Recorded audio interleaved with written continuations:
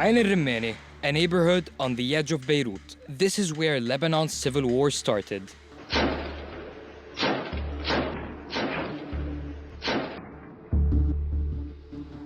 "50 years later, traces of the conflict are still etched into the buildings and the memories of those who fought. See that building riddled with bullet holes? Snipers used to fire at us from those little openings in the facade. We'd respond from across the street, inside this building here. Back then it was the local headquarters for the Phalange party. We took heavy losses there. Many of our men didn't make it.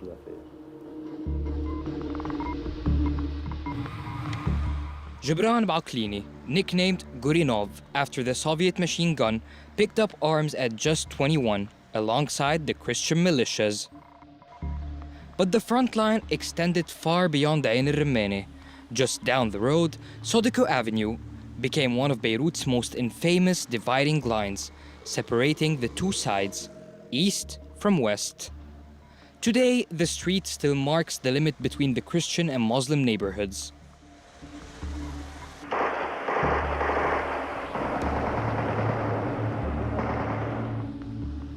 This building, now known as the Yellow House, was once a sniper stronghold.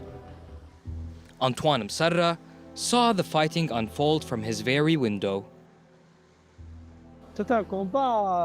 Thankfully, we managed to preserve this house, not only because of its architectural value, but because it stands as a powerful symbol of what Lebanon endured.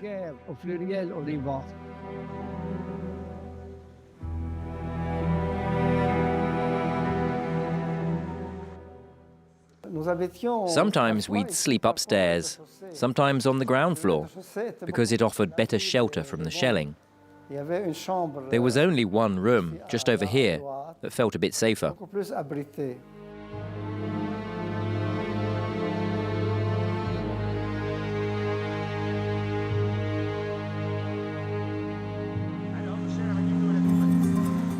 Crossing what used to be the demarcation line, we enter Zaa al-Blat, deep in West Beirut. The area has changed, but some memories remain.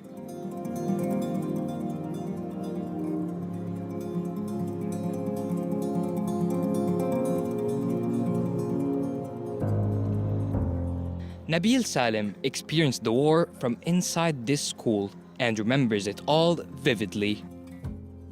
Right here.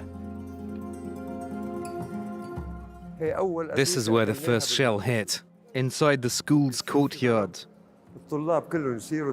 When the bombing started, students would hide in this long hallway for protection. The worst strike came during the so-called War of Liberation, when the Lebanese forces and the army were shelling the socialists, who were based just a couple of blocks from here.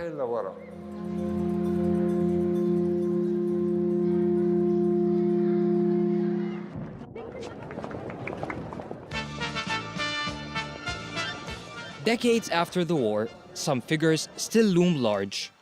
In the Christian neighborhood of Ashrafiyeh, the image of Bashir Jmayel hangs prominently. A militia commander, then an elected president, he was assassinated before he could take office. His son Nadim meets us at the site of the 1982 bombing that killed his father. The old militia leaders are still running the country, because in truth our society never really told them, thank you, you fought your fight and tried to build the country your way, but now it's time to step aside, make room for a new generation. That's why we haven't fully turned the page on the war. And the warlords are still deeply entrenched in the Lebanese political life. They head the main parties, sit in parliament, and hold sway over key institutions.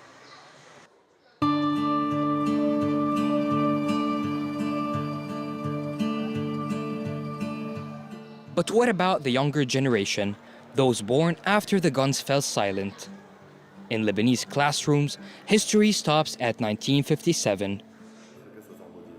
What's April 13th? Many students don't even know the date the war began. And for teachers, talking about a conflict that remains politically sensitive is no easy task.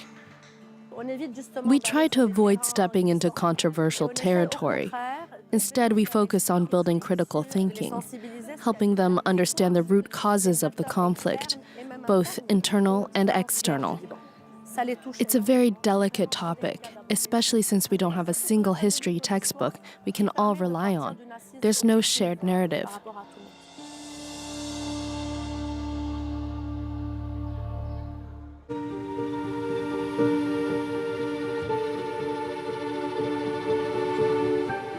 Lebanon has never written its official history. The war is remembered differently by neighborhood, by community, even by family.